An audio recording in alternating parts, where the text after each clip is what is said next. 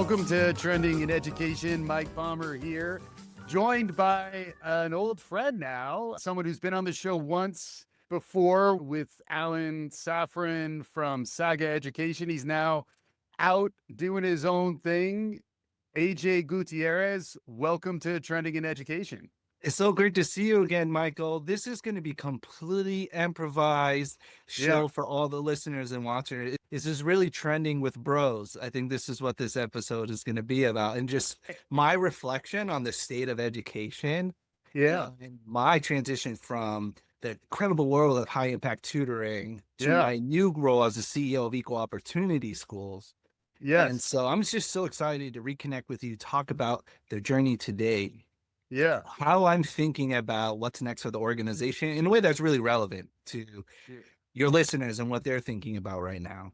Absolutely. And you and I got to know each other better than most people in that we were on the road together last year shooting the Ed Heads podcast, which is an amazing video podcast we put together while you were still at Saga Education, about some tutoring in there, but a lot of really what's happening with AI and K-12, some research conversations, some author interviews, probably some of the best conversations I've seen around the intersection between equity and AI and bias, and then also some of the upside startup activity. You know, Rajan Sheth was our kickoff, Jenny Magera.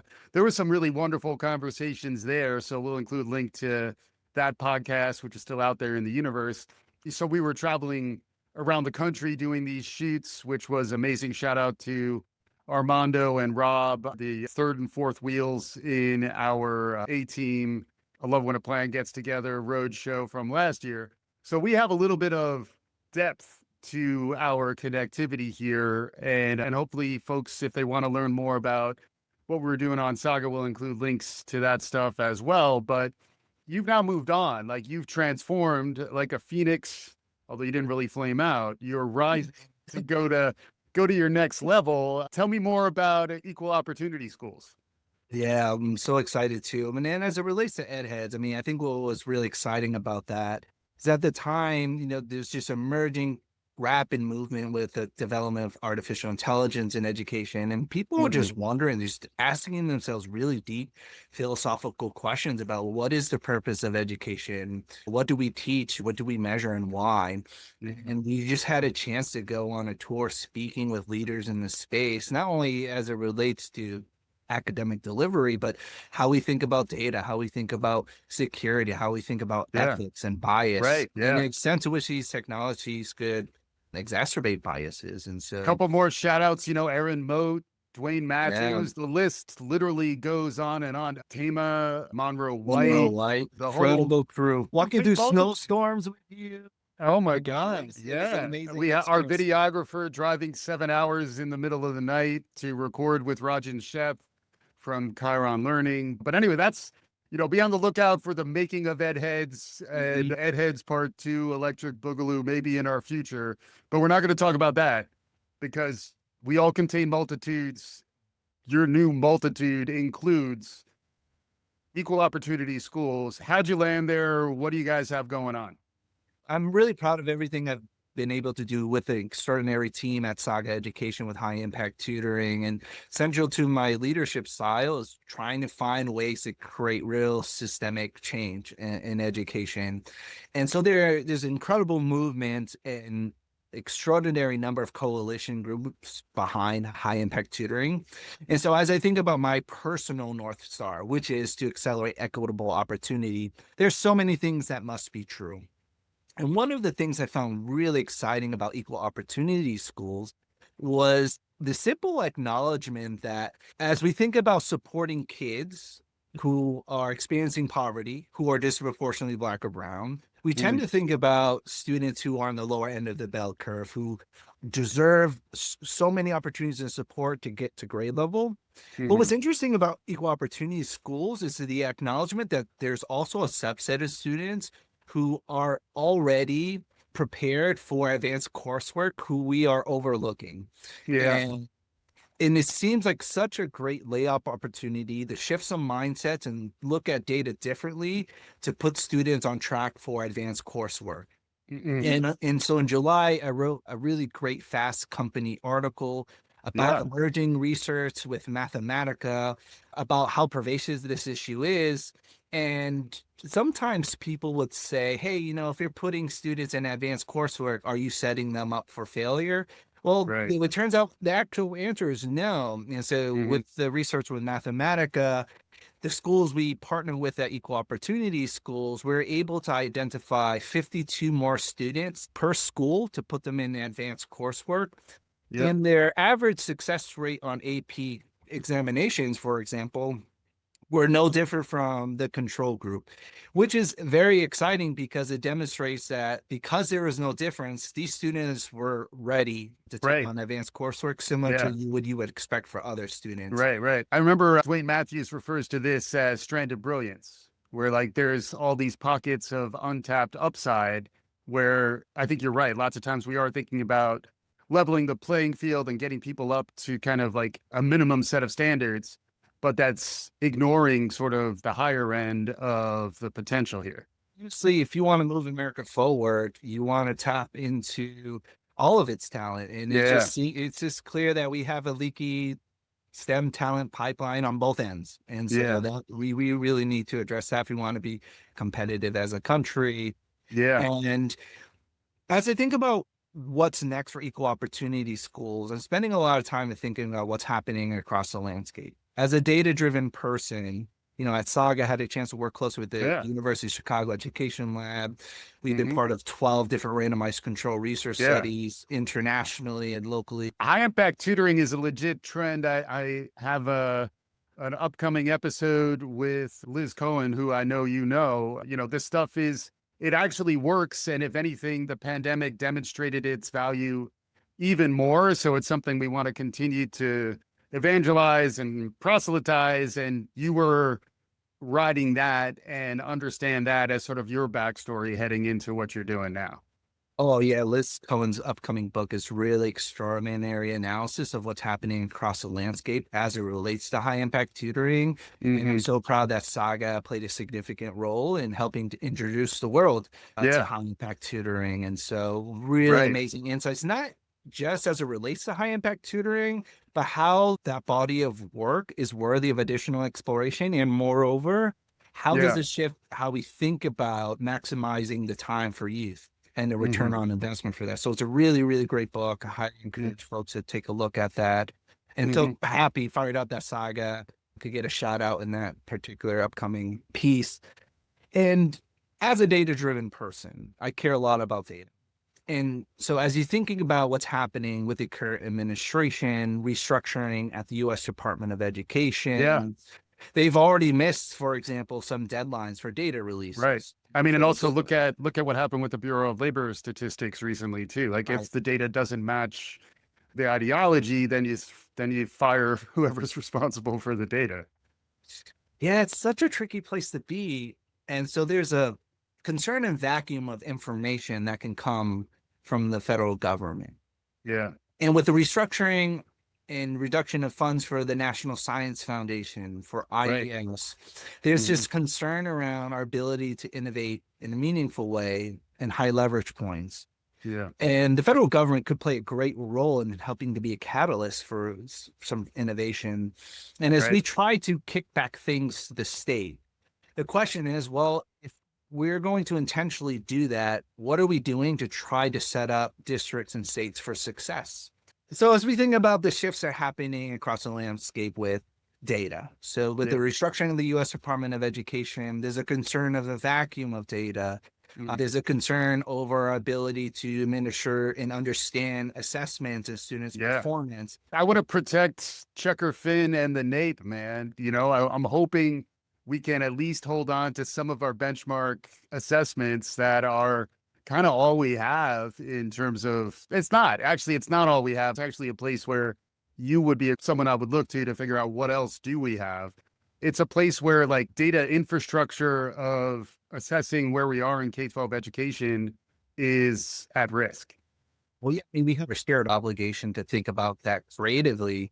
There's variability in districts and states, innovation capabilities, data infrastructure. Hmm. In some cases, they may have access to lots of data, just don't have the time and capacity to make sense of it. And then also AI is changing the landscape so much that now data literacy and other things that'll need to be assessed. And, nothing against the NAEP, but it's not exactly like a fast instrument to kind of get out ahead of a rapidly changing world of work. And, ideally, we're developing an education system that's preparing people for that changing world of work. And we're completely unprepared, which is why this is an ad hoc we're not unprepared. We didn't prep, but We're wrong in this episode of Trending in Education. freestyling. Yeah, yeah. That's right. Well, AI is very exciting as we think about this vacuum of data and to extent to which it can look at multimodal AI solutions that can comb through information from a range of sources. So you're thinking about video and audio and Yeah. spreadsheets, and then help visualize and tell a story. That, without question, will be really compelling. Of course, it brings up questions around data security, how you're going to protect student identified data. Confabulations. Don't even get me started with the confabulations, AJ. I think that's I mean, these LLMs are they're kind of BS artists. They're becoming more reliable because, the even like ChatGPT 5 is like getting it a little more reined in, but now people are questioning the personality because they're kind of building relationships with the AIs, which whole nother set of challenges, but like it's a hard time to kind of wrestle with these ideas. But then getting back to your preliminary point and the sort of like mission of equal opportunity schools is like, you don't want kids to get lost in the noise because there's so much noise now. And even finding the kids and then finding the data that helps you find the kids who are high potential, for example, it's got to be a pretty complicated landscape nowadays. Yeah, I'm sharing this context to tee up how the landscape is shaping what I'm thinking about. Yeah. In terms of the next derivative of EOS. Mm-hmm. And, I think as it relates to your concern around AI making stuff up, AI is really good at summarizing things. And if you have an artificial intelligence technology that's specifically designed for certain tasks, it's less likely to hallucinate and see that. So I think if there's some parameters you can set around. Could do some retrieval augmented generation. You set up a RAG in there, not to mention the foundational models themselves are getting less confabulatory, to make up a word. There is the idea of like, not really, I've heard it called, I think, epistemological integrity. Like, how do we actually know what's true at a time where there's like intentional like misinformation and things sort of make you question the data integrity, not to mention the data may be messy underneath, and then the generative AI it's not preaching gospel, it's kind of interpreting stuff and putting stuff out there. So like it's a very cloudy. Yeah, it can be. Yeah. But there's some safeguards and mitigating factors folks can put in to have a human touch. Absolutely. Right? Really interesting as you think about AI and data for districts is that what it depends on is changing human behavior and decisions. Mm-hmm. And so we've already know that just technology on its own typically isn't very inspiring in changing human behavior. So I think there has to be an aspect of relationships and connection with someone like a data analyst or researcher to help not only understand the information or validate the information that an AI technology is providing, but also to think about how do you tie this information and how does that tie in decisions and practical steps you're going to take as a leader at a district level or, within a company. Mm-hmm. Honestly, just drawing from my experience from Saga and my experience in education, I think that, district leaders have a significant challenge with information and data and understanding. And so if you ask a district leader, I don't know, Boston Public Schools, for example, so I'm from Boston. Yeah. Tell me all the vendors you work with. Yeah. And out of all the vendors you work with, for profit, nonprofit, which ones are actually showing outcomes, articulate outcomes versus outputs? And then Yeah. how do those outputs and outcomes correlate with particular ecosystems and initiatives that you're trying to build at the district level? Yeah. No one's going to be able to answer that question. Right. And then you think about school board members, interesting research papers about school board members where majority of them run unimposed. Many of Yep. them don't even have education backgrounds. So if Yeah. you think about that context, in addition to Mm. this vacuum of data, Yeah. board members, school board members don't even know the right questions to ask. Right. It's not like the decision support that a CEO gets from his or her board of directors. Instead, it's more like a political dynamic that can get Right. muddled in bureaucracy. And, I have a lot of respect for people who are leading school boards. I've been working with the New York State School Board Association for their conference each year. It's a tough job, but like the It problems they're is. dealing with they're more like political, frank, or like even like community based. Like, how do you deal with like fentanyl deaths? Like it's not, and Right. like not just for students, but also for your staff. Like, it's like, how do you deal with like addiction? How do you deal with AI and misinformation? But it's more from to your point, from leading humans through a very complex world rather than sort of making sharp decisions about your data infrastructure. It's a very different universe than those who come out of sort of a corporate or even a higher ed context. It's just meaningfully different, I think, at the district level. Yeah, I mean, school board members, their roles are very important. And I think what I'm trying to articulate here is that it's even harder for school board members to make good decisions without good information. And so Yep. what ends up happening is decisions on investments, it's really relative to how good you are lobbying internally and externally versus actual Right. meaningful outcome data. Hmm. And so this all comes back to EOS. Like we have this Yeah. big concern around data and how we're using data in an intentional way to inform practice and how we engage students and families in a really meaningful way. And Yeah. Equal Opportunity Schools has an amazing legacy of using data and having professional development to shift mindsets at the school level to identify a subset of students on the cusp for advanced coursework. So these are I see. students who are ready to pursue advanced coursework opportunities, who are overlooked, and putting them in a pathway to Mm. take on these advanced courses, which in turn you can extrapolate has different effects on post-secondary outcomes. Yep. Now, what's interesting about EOS, and as I think about the next derivative as a leader, is that there's an opportunity to use this data set in a much more robust way to have the backs of district leaders that go beyond advanced coursework. Given the Mm. nature and the volume of information we're collecting, Yeah. we survey 300,000 students a year, 25,000 teachers a year. And with our partnerships with our districts, there's an opportunity for us to connect with the district leader and say, hey, look, tell me about a broader initiative that you have. It could be STEM related. And Yeah. what EOS can do is partner with the ecosystem of supports internally and externally as it relates to that STEM initiative. And so we'll Yeah. do the legwork connecting with the Sagas of the world or the National Math and Science Initiative, all those players, I and see. serve as that data backbone to tell a broader holistic story about the progress that's going on.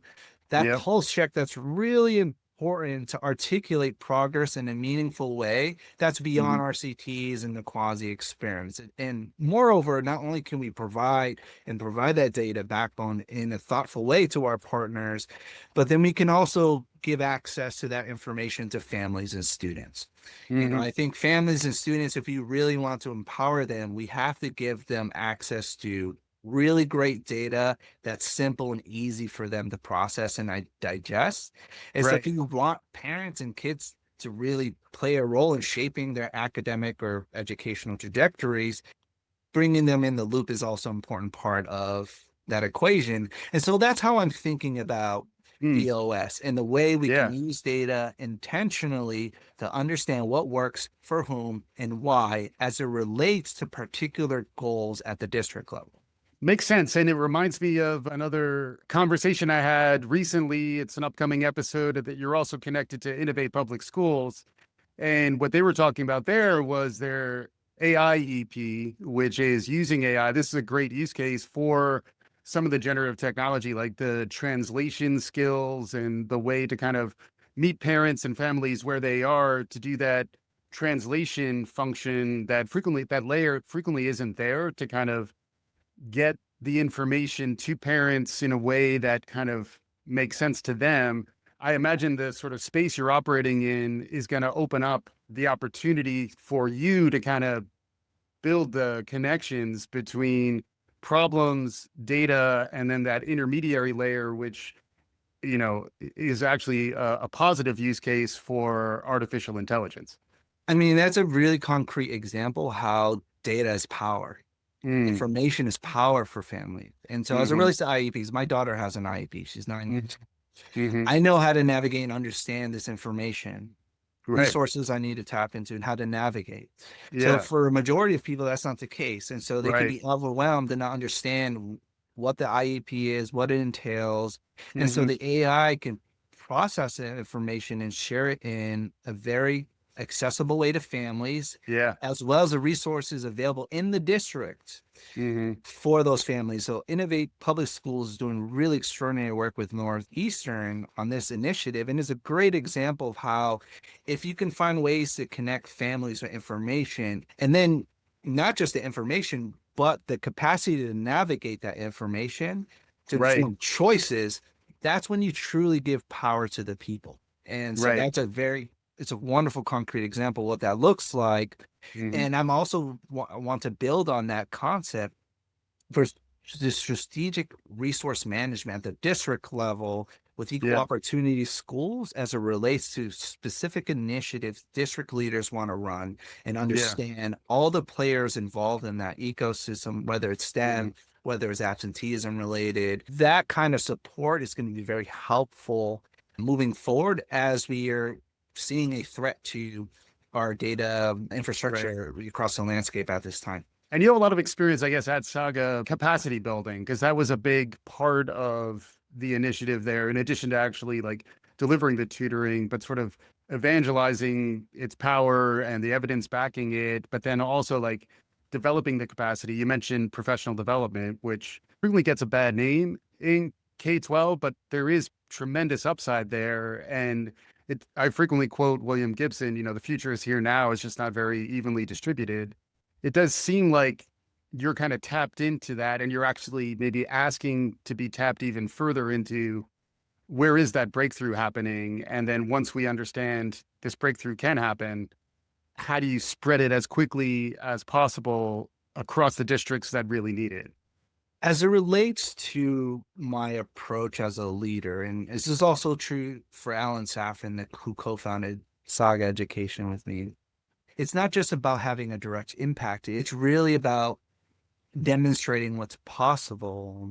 And ultimately, we want to use the information around practice to shape policy and how we approach school design in the future. And at Saga, what we wanted to do is shift from this place of Saga delivered to Saga empowered, Mhm. trying to help districts understand the framework and key tenets of high impact tutoring and how you apply that into your local context in a way that you can sustain it on your own. The theory of change here is trying to inspire states and districts to see what's possible and empower Yeah. them to understand the key tenets and seeing how you can apply that in your local context. And that's very much true to my appetite to create real systems change. In equal opportunity schools, how I'm thinking about that as a leader is how we can think differently about how we're using information and data to understand the return on investments and the types of initiatives we're supporting as it relates to priorities at the district level in a very, very targeted way. And I know you're always kind of finger on the pulse guy in terms of what's new and what's emerging. What are people maybe snoozing on these days? Like, what's something new and on the rise that people maybe are not paying enough attention to. I always think of trend spotting as kind of like curating ideas and getting people to focus on something that maybe they haven't been thinking about. What's a framework or an idea or a trend on the rise that you think people should be paying more attention to? Bill Weber recently published a wonderful piece about strategic resource management, Hmm. and that really serve as the backbone of how I'm thinking about strategy at equal opportunity schools.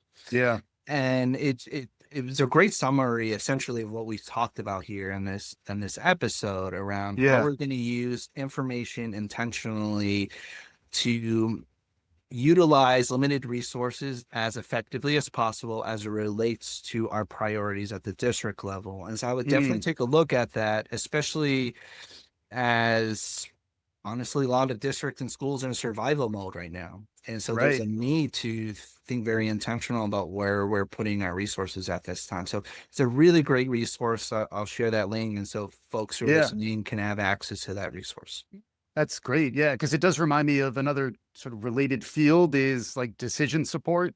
And it does seem like, again, getting as even though I was beating AI up at the beginning, like where it's great is actually in support of decisions. You don't necessarily want to offload the decision to it, but like the access to information nowadays, if you're sharp about using the emerging tools. Beth Rudden, AI expert I've talked to a bunch of times, she likes to say AI is great if you're already wise, so like if you know how to use it, there's really amazing opportunities to kind of get access to things that can drive real life impactful decisions at the district level.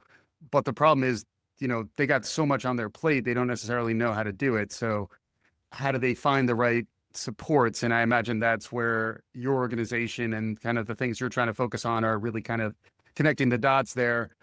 Amazing conversation, AJ. Always fun. Also, I'm looking forward to your food podcast when we decide to actually get that together because you were really an excellent and practical foodie on the road. So if there's anything new in food you want to share before we wrap up here?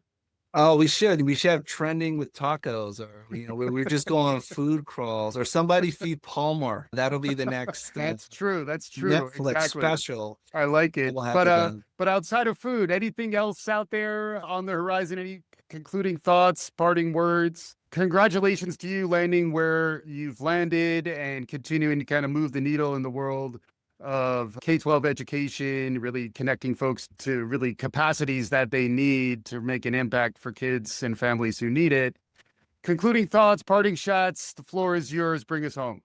Honestly, I think in the backdrop of a place where a lot of people are feeling sad and frustrated, the silver lining here is that it creates an opportunity to shake up the status quo and do things differently. And so I want to end off this great conversation with you with a message of hope. And there's just use this moment as an opportunity to think differently about how we support kids, how we support families, and think about educational delivery. And we have to all do that together. Thanks for having me, Mike. Amazing stuff. AJ Gutierrez, the CEO of Equal Opportunity Schools. Thanks so much for joining me. Thanks to our listeners. We'll be back again soon. This is Trending in Education.